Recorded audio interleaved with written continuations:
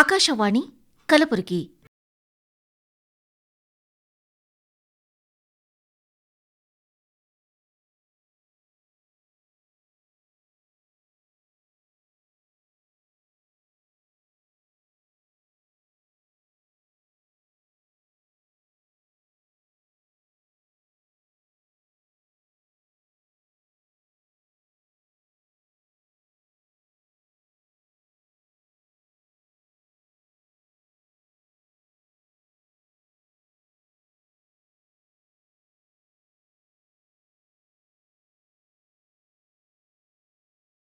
ನಮಸ್ಕಾರ.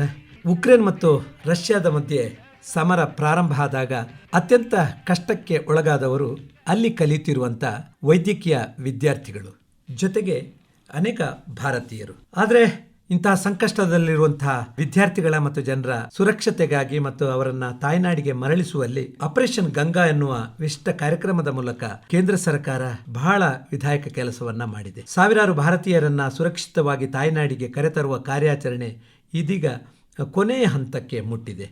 ಆ ಕಾರಣಕ್ಕಾಗಿ ಜಾಗತಿಕ ಮಟ್ಟದಲ್ಲಿ ಭಾರತದ ವರ್ಚಸ್ಸು ಬಹಳ ಉತ್ತುಂಗಕ್ಕೆ ಏರಿದೆ. ಎರಡು ರಾಷ್ಟ್ರಗಳು ಕೂಡ ಇದಕ್ಕೆ ಬಹಳ ಒಳ್ಳೆಯ ಸ್ಪಂದನೆಯನ್ನು ನೀಡಿದೆ. ಭಾರತ ಮತ್ತು ಉಕ್ರೇನ್ ಸಂಬಂಧ, ರಷ್ಯಾದ ಮತ್ತು ಭಾರತದ ಸಂಬಂಧ ಈ ಯುದ್ಧ ಸಂದರ್ಭದಲ್ಲಿ ಸಾಬೀತಾಗಿದೆ. ಮುಖ್ಯವಾಗಿ ಯುದ್ಧ ವಿರಾಮವನ್ನ ಘೋಷಣೆ ಮಾಡಿ ಅಲ್ಲಿನ ವೈದ್ಯಕೀಯ ವಿದ್ಯಾರ್ಥಿಗಳನ್ನ ಮತ್ತು ಜನರನ್ನ ಭಾರತಕ್ಕೆ ಕರೆತರುವ ಪ್ರಯತ್ನದ ಭಾಗವಾಗಿ ಅವರು ಗಡಿ ಭಾಗದ ರಾಷ್ಟ್ರಗಳಿಗೆ, ಮುಖ್ಯವಾಗಿ ರುಮೇನಿಯಾ, ಪೋಲೆಂಡ್ ಮುಂತಾದ ರಾಷ್ಟ್ರಗಳಿಗೆ ಬರುವ ಹಾಗೆ ಮಾಡಿ ಅಲ್ಲಿಂದ ಆಪರೇಷನ್ ಗಂಗಾದ ಮೂಲಕ ತಾಯ್ನಾಡಿಗೆ ಕರೆತಂದಂತಹ ಒಂದು ವಿಚಾರ ಎಲ್ಲರಿಗೂ ಗೊತ್ತಿದೆ. ತಾಯ್ನಾಡಿಗೆ ಮರಳಿದ ಕಲಬುರಗಿಯ ವಿದ್ಯಾರ್ಥಿನಿ ಪ್ರಿಯಾ ಪಾಟೀಲ್ ಇವತ್ತು ನಮ್ಮ ಜೊತೆ ಇದ್ದಾರೆ. ಪ್ರಿಯಾ, ನಿಮಗೆ ಕಾರ್ಯಕ್ರಮಕ್ಕೆ ಸ್ವಾಗತ ಮತ್ತು ನಮಸ್ಕಾರ. Thank you. ಅದೇ ರೀತಿ ಪ್ರಿಯಾನ ತಂದೆ SS ಪಾಟೀಲ್ ಅವರು ಕೂಡ ನಮ್ಮೊಂದಿಗಿದ್ದಾರೆ. ಸರ್, ನಿಮಗೂ ಕೂಡ ಕಾರ್ಯಕ್ರಮಕ್ಕೆ ಸ್ವಾಗತ. Thank you sir. ಪ್ರಿಯಾ, ಈ ರೀತಿಯ ಒಂದು ಯುದ್ಧದ ಒಂದು ಸುದ್ದಿ ನಿಮ್ಗೆ ಏನು ಗೊತ್ತೇ ಆಗ್ಲಿಲ್ವ ಅಂತ? ಹೇಗೆ? ಇಲ್ಲ, ಇದ್ರ ಬಗ್ಗೆ ನಮ್ಗೇನು ಇನ್ಫಾರ್ಮೇಶನ್ ಇರ್ಲಿಲ್ಲ. ನಾನು 2 ತಿಂಗಳಿದ್ದ ಇಲ್ಲೇ ಇದ್ದೆ ಅಣ್ಣನ ಮದುವೆ ಅಂತ. ಆಮೇಲೆ 21st ನಾನು ವಾಪಸ್ ಹೋಗಿದ್ದು. ಯೂನಿವರ್ಸಿಟಿಗಳೆಲ್ಲ ನೋಟಿಸ್ ಕಳಿಸಿದ್ರು, ಅಟೆಂಡೆನ್ಸ್ ಎಲ್ಲ ಇಲ್ಲ ನಿಮ್ದು, ಬನ್ನಿ ವಾಪಸ್ ಅಂತ. ಗೊತ್ತಾದ್ರೆ ನಾನು ಹೋಗ್ತಿರ್ಲಿಲ್ಲ. ನೀವು ಎಷ್ಟನೇ ವರ್ಷದ ವಿದ್ಯಾರ್ಥಿನಿಯಲ್ಲಿ ವೈದ್ಯಕೀಯ ವ್ಯಾಸಂಗದ? ಇವಾಗ ನಾನು 4th ಇಯರ್ ಅಲ್ಲಿ ಇದ್ದೆ. ಇಲ್ಲಿ ಸಿಗ್ಲಿಲ್ವಾ ನಿಮ್ಗೆ ಮೆಡಿಕಲ್ ಸೀಟ್?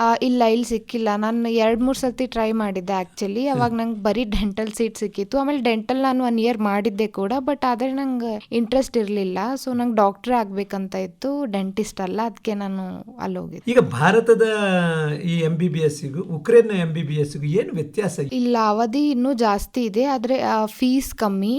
ಇಲ್ಲಿ 4.5 years ವರ್ಗೂ ಅವರು ಥೇರಿನ ಓದ್ತಾರಲ್ಲ, ಅಲ್ಲಿ ಅರೌಂಡ್ 6 years ವರ್ಗೂ ನಾವು ಬರೀ ಅದೇ ಓದಿ ಆಮೇಲೆ ಮತ್ತೆ ಇಂಟರ್ನ್ಶಿಪ್ ಮಾಡಿ ಆಮೇಲೆ ನಮಗೆ ಜಾಬ್ ಸಿಗುತ್ತೆ. ಅಂದ್ರೆ ಎಜುಕೇಶನಲ್ ಕ್ವಾಲಿಟಿ ಇದೆ ಇಲ್ಲಿಕಿನ ಜಾಸ್ತಿ. ಅಲ್ಲಿ? ಹಾ, ಹೌದು.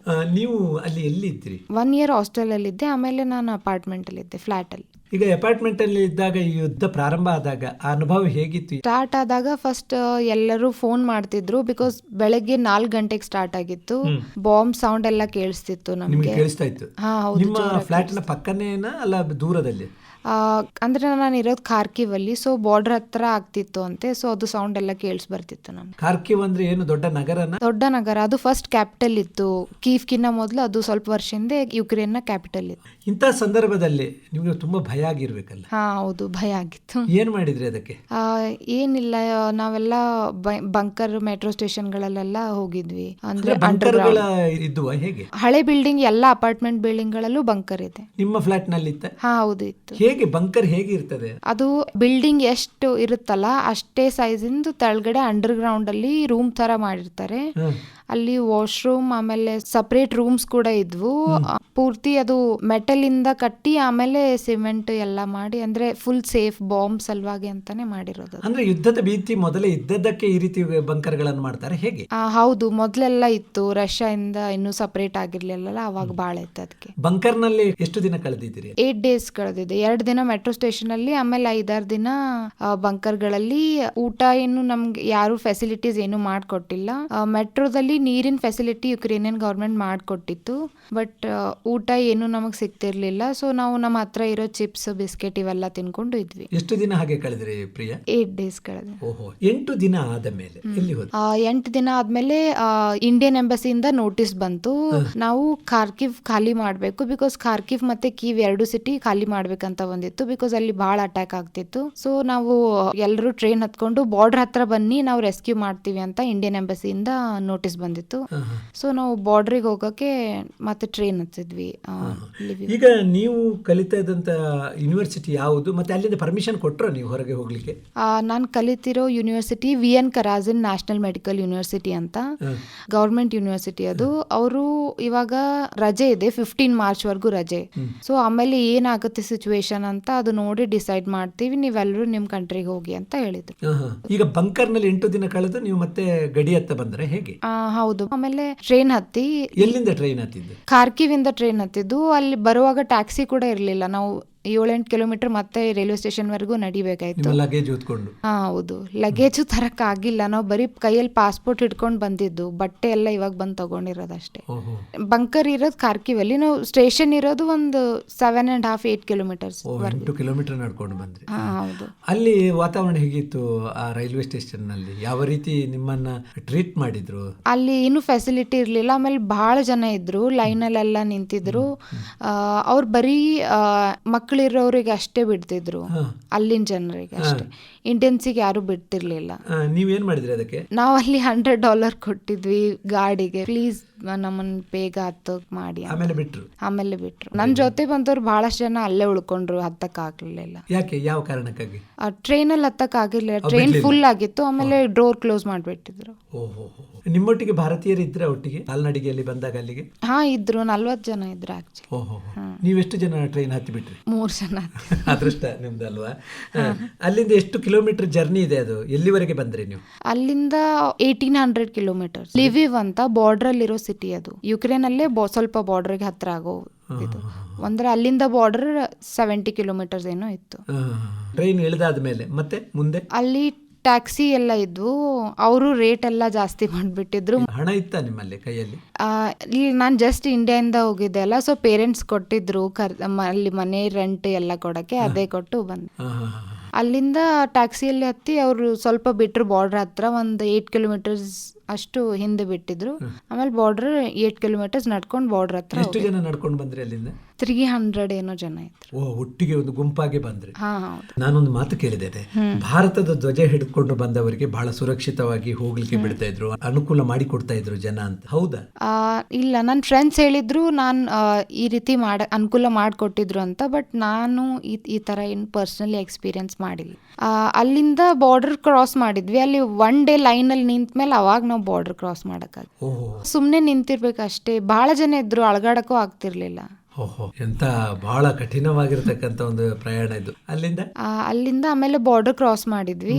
ಫಸ್ಟ್ ಯುಕ್ರೇನಿಯನ್ಸ್ ಸ್ಟ್ಯಾಂಪ್ ಅಂದ್ರೆ ಯುಕ್ರೇನ್ ಬಿಟ್ಟು ಹೋದ್ವಿ ಅಂತ. ಆಮೇಲೆ ಪೋಲೆಂಡ್ ಆಯ್ತು. ಅದು ಕ್ರಾಸ್ ಮಾಡಿದ ತಕ್ಷಣ ಅವ್ರ ಗೇಟ್ ಓಪನ್ ಮಾಡ್ಕೊಟ್ರು. ಗಡಿ ದಾಟಿದ್ರೆ ಯಾವ ರಾಷ್ಟ್ರ ಬರ್ತದೆ? ಪೋಲೆಂಡ್. ಅಲ್ಲಿಂದ ಎಲ್ಲ ಇಂಡಿಯನ್ ಎಂಬಸಿನೇ ಫೆಸಿಲಿಟಿ ಮಾಡ್ಕೊಟ್ಟಿದ್ದು. ಅಲ್ಲಿ ಇಂಡಿಯನ್ ಫ್ಲಾಗ್ ಕಾಣಿಸ್ತು. ಅವ್ರ ಹತ್ರ ಹೋದ್ವಿ. ಅವ್ರು ನಮ್ಮ ಬಸ್ಸಲ್ಲಿ ಹೋಟೆಲಿಗೆ ಕರ್ಕೊಂಡು ಹೋದ್ರು. ಅಲ್ಲಿಂದ ಅವ್ರು ಫ್ಲೈಟ್ ಮಾಡ್ಕೊಟ್ಟಿದ್ರು ಡೆಲ್ಲಿಗೆ. ಈಗ ಉಕ್ರೇನ್ ನಲ್ಲಿ ಇರುವಾಗ ಚಳಿ ಬಹಳ ಇತ್ತು ಅಂತ ಕೇಳಿದೆ, ಹೌದಾ? ಹೌದು, ಬಹಳ ಚಳಿ ಇತ್ತು, -10 ಇತ್ತು. ಆಮೇಲೆ ಬಾರ್ಡರ್ ಹತ್ರ ಹೋದಾಗೆಲ್ಲ ಜಾಸ್ತಿ ಆಗಿತ್ತು ಟೆಂಪರೇಚರ್. ನೀವೆಲ್ಲ ಬಟ್ಟೆನೂ ಇರ್ಲಿಲ್ಲ ಅಂತ ಹೇಳಿದ್ರೆ ತುಂಬಾ ಚಳಿಯಿಂದ ಕಷ್ಟಪಟ್ಟಿರ್ಬೇಕಲ್ಲ? ಹೌದು, ಬಟ್ಟೆ ಎಲ್ಲ ಬರ್ಬೇಕಾದ್ರೆ ಟ್ರೈನ್ ಅಲ್ಲಿ ಬ್ಯಾಗಿಗೆ ಯಾಕೆ ಜಾಗ ಕೊಡ್ಬೇಕು, ಇನ್ನೊಬ್ರು ಮನುಷ್ಯರೇ ಹತ್ಬಹುದು ಅಂತ ಬ್ಯಾಗ್ ಎಲ್ಲ ಎಸಿತ್ತು. ಬ್ಯಾಗಿಗೆ ಅವಕಾಶನೇ ಇರ್ಲಿಲ್ಲ. ಭಾರತೀಯ ರಾಯಭಾರಿ ಕಚೇರಿ ಚೆನ್ನಾಗಿ ನೋಡ್ಕೊಳ್ತಾ ನಿಮ್ಮನ್ನು? ಚೆನ್ನಾಗಿ ನೋಡ್ಕೊಳ್ತಾರೆ. ಏರ್ಪೋರ್ಟ್ ನಲ್ಲಿ ಅವರು ಫಸ್ಟ್ ನಮ್ಗೆ ಹೋಟೆಲಿಗೆ ಕರ್ಕೊಂಡು ಹೋಗಿ ಆಮೇಲೆ ಊಟ ಎಲ್ಲ ಹಾಕ್ಬಿಟ್ಟು ಆಮೇಲೆ ಮಲ್ಗಕ್ಕೆಲ್ಲ ಜಾಗ ಕೊಟ್ರು. ಫ್ಲೈಟ್ ನೆಕ್ಸ್ಟ್ ಡೇನೆ ಬೆಳಗ್ಗೆ ಮಾಡಿಸಿ ಡೆಲ್ಲಿವರೆಗೂ ಕರ್ಕೊಂಡ್ ಬಂದ್ರು. ಎಷ್ಟು ಜನ ಫ್ಲೈಟ್ ನಲ್ಲಿ? 220 ಇದ್ರು. ನಾವೆಲ್ಲರೂ ಹತ್ತಿ ಬಂದಿದ್ವಿ ಡೆಲ್ಲಿವರೆಗೂ. ಡೆಲ್ಲಿಗೆ ಬಂದ್ಮೇಲೆ ಮತ್ತೆ ನಮ್ ಕರ್ನಾಟಕ ಗವರ್ಮೆಂಟ್ ಹೆಲ್ಪ್ ಮಾಡ್ದು. ನಿಮ್ಗೆ ಟಿಕೆಟ್ಗೆಲ್ಲ ದುಡ್ಡು ಕೊಡಬೇಕಾಗಿತ್ತ? ಅವರೇ ಕರ್ಕೊಂಡು ಬಂದ್ರು? ಇಲ್ಲ, ಅವರೇ ಎಲ್ಲ ಕರ್ಕೊಂಡು ಉಚಿತವಾಗಿ ಕರ್ಕೊಂಡು ಬಂದ್ರು. ಉಚಿತವಾಗಿ. ಅಂದ್ರೆ ಬಹಳ ಸುರಕ್ಷಿತವಾಗಿ ಕರ್ಕೊಂಡು ಬರ್ಲಿಕ್ಕೆ ನಿಮ್ಮಿಂದ ದುಡ್ಡು ತಗೊಳ್ಳಿಲ್ಲ? ಇಲ್ಲ, ಏನು ತಗೊಂಡಿಲ್ಲ ಅವರು. ಡೆಲ್ಲಿಯಿಂದ ಮತ್ತೆ ಆಮೇಲೆ ಅವ್ರು ಕರ್ನಾಟಕ ಭವನ ಕರ್ಕೊಂಡು ಹೋದ್ರು. ಅಲ್ಲಿ ಕರ್ಕೊಂಡು ಹೋಗಿ ಅಲ್ಲಿ ಸರಿಯಾಗಿ ಊಟ ಎಲ್ಲ ಮಾಡಿಸಿ ಮತ್ತೆ ನಂಗೆ ಅಂದ್ರೆ ನಾನು ಗುಲ್ಬರ್ಗಾದವಳಲ್ಲ, ಬ್ಯಾಂಗ್ಳೂರಿಗೆ ಹೋಗಕ್ ದೂರ ಆಗತ್ತಲ್ಲ, ಸೊ ಹೈದ್ರಾಬಾದ್ವರೆಗೂ ಟಿಕೆಟ್ ಮಾಡಿಸ್ಕೊಟ್ರು. ಮತ್ತೆ ಅಲ್ಲಿಂದ ಮನೆಯವ್ರು ಕರ್ಕೊಂಡು ಬಂದ್ರು. ಹೌದು. ಈಗ ವ್ಯಾಸಂಗವನ್ನ ಬಿಟ್ಟು ಬಂದ್ರೆ ಒಂದು ಆತಂಕ ಇದೆಯಲ್ಲ, ಮುಂದೆ ಹೇಗೆ ಅಂತ? ಇವಾಗ ನಮ್ಮ ಕಾಲೇಜು ಏನು ಸರಿಯಾಗಿ ನೋಟಿಸ್ ಕೊಟ್ಟಿಲ್ಲ ಏನ್ ಮಾಡ್ಬೇಕು ಅಂತ. ಅವ್ರು 15 ಮಾರ್ಚ್ವರೆಗೂ ನಾವು ಏನು ಹೇಳಕ್ ಆಗೋದಿಲ್ಲ ಅಂತ ಹೇಳಿದ್ರು. ಅಂದ್ರೆ ಸಾಕಷ್ಟು ಜನ ಹೇಳ್ತಿದ್ದಾರೆ ಇಂಡಿಯನ್ ಗೌರ್ಮೆಂಟ್ ಏನಾದ್ರೂ ನಮ್ಗೆ ಇಲ್ಲಿ ಓದಕ್ಕೆ ಹೆಲ್ಪ್ ಮಾಡಿಕೊಟ್ರೆ ಸರಿಯಾಗಿರ್ತಿತ್ತು ಅಂತ.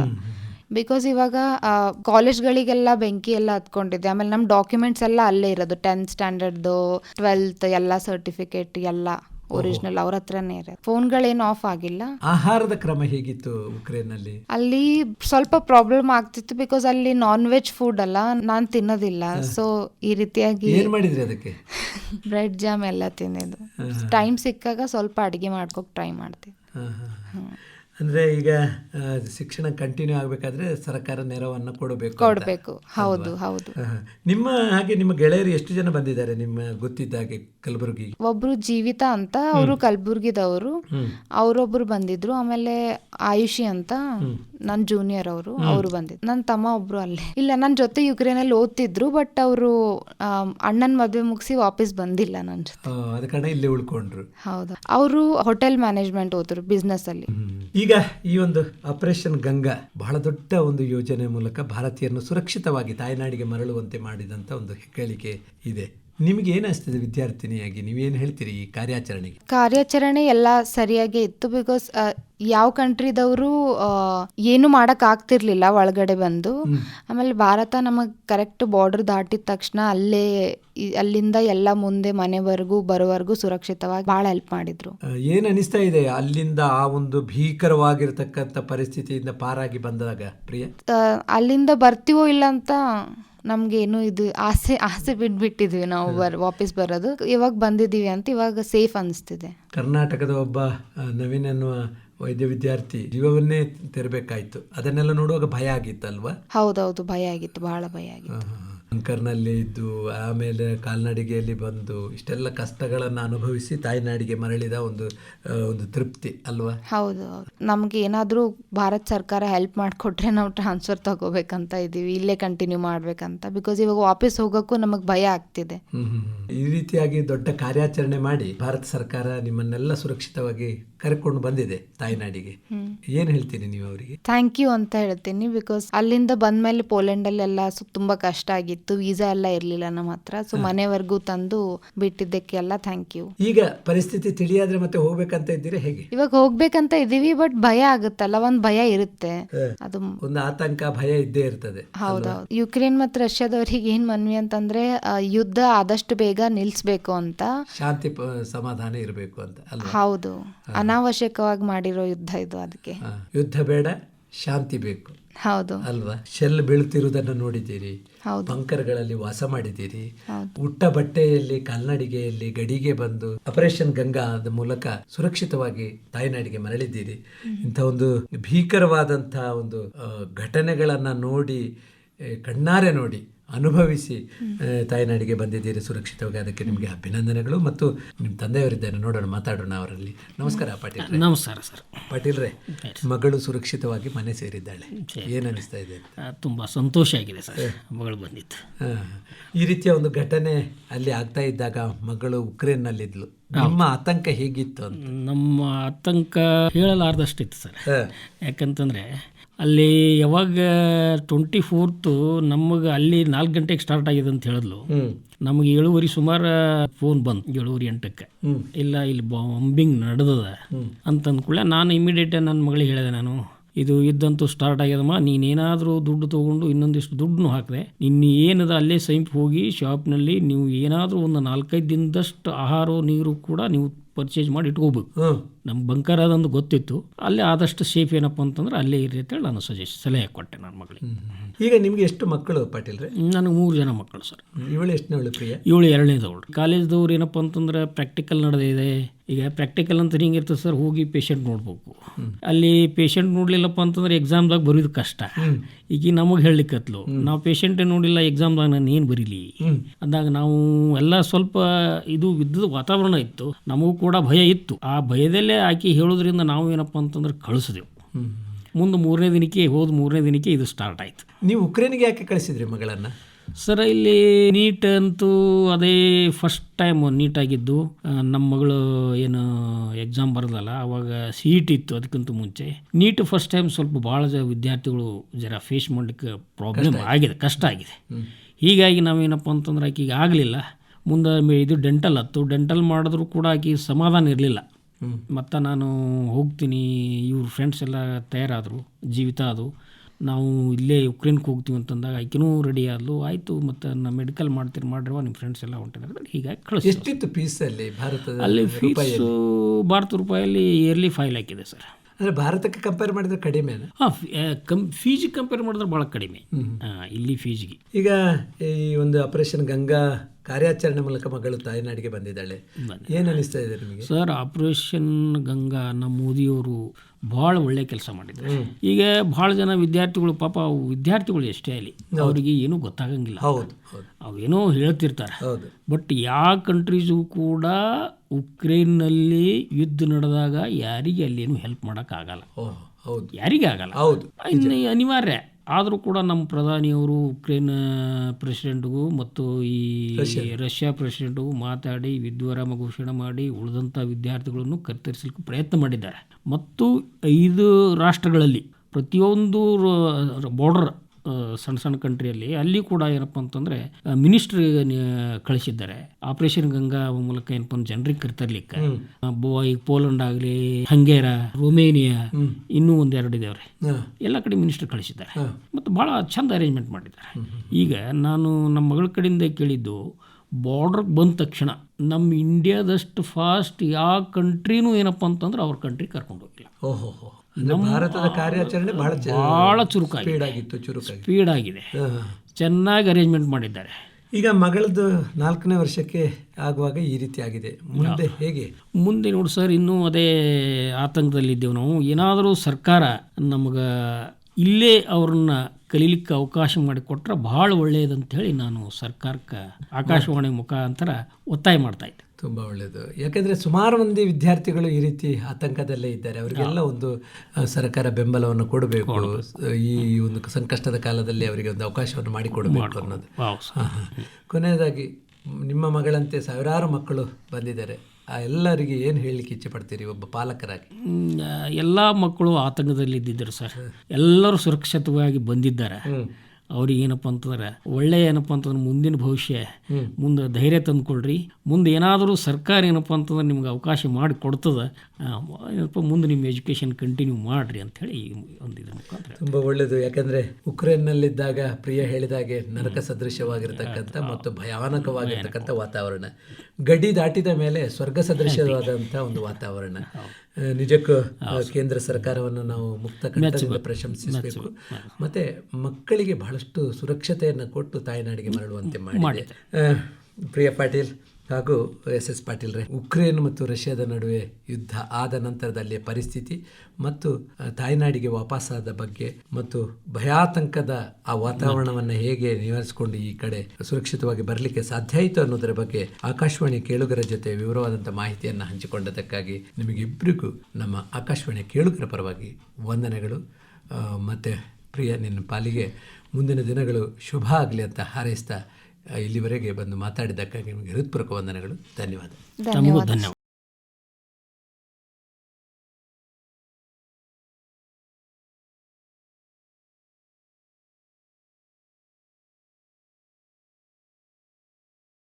ನಾಡು ಕಲಬುರಗಿಗೆ ವಾಪಸ್ಸಾದ ವೈದ್ಯ ವಿದ್ಯಾರ್ಥಿನಿ ಪ್ರಿಯಾ ಪಾಟೀಲ್ ಮತ್ತು ಪಾಲಕರಾದ SS ಪಾಟೀಲ್ ಅವರೊಡನೆ ಸಂದರ್ಶನ ಕೇಳಿದಿರಿ.